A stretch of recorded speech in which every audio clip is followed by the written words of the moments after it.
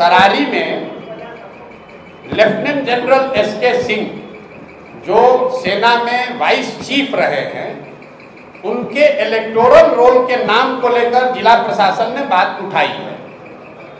उनका ये कहना है कि इलेक्शन के कमीशन के रूल में ऐसा है कि आप बिहार के हैं, लेकिन अगर बिहार के किसी विधानसभा क्षेत्र में आप मतदाता के तौर पर रजिस्टर नहीं हैं तो आप चुनाव नहीं लड़ सकते। ये वहाँ के अधिकारियों ने बताया। उन्होंने इलेक्शन कमीशन को भी लिखा है, लेकिन मैंने जो बात आपको शुरुआती बताई, देखिए कितना प्रो इनकम्बेंट है।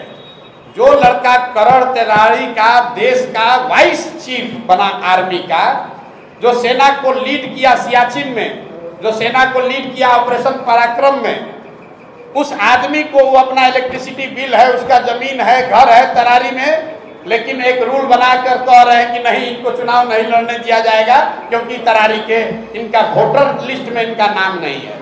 वोटर लिस्ट में नाम जुड़वाने के लिए फॉर्म 8 भरा गया है।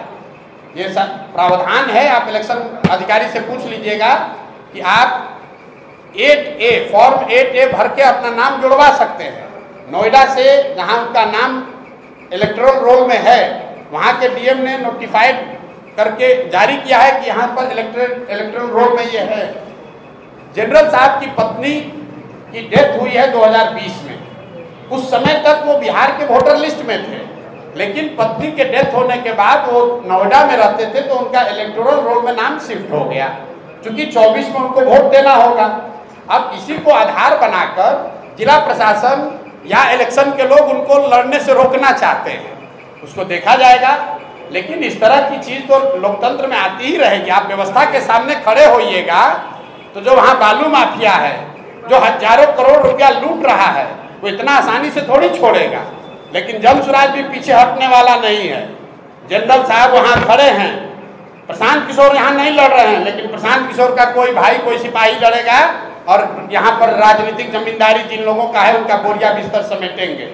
उसी तरीके से तरारी से देश का इतना बड़ा जनरल बिहार का लड़का वहां से भूमि और बालू माफियाओं को उखाड़ कर फेंकेंगे ही फेंकेंगे। अगर उनको नहीं लड़ने दिया तो कोई वहां तरारी का लड़का लड़ेगा, लेकिन लड़ेगा जरूर। हम लोग पीछे नहीं हटेंगे। ये नहीं कहेंगे कि हमारा नामांकन कैंसिल हो गया। हम लोग लगे हुए हैं। कल या परसों तक निर्णय इलेक्शन कमीशन दिल्ली को देना है कि उनको लड़ने की अनुमति दी जाएगी कि नहीं।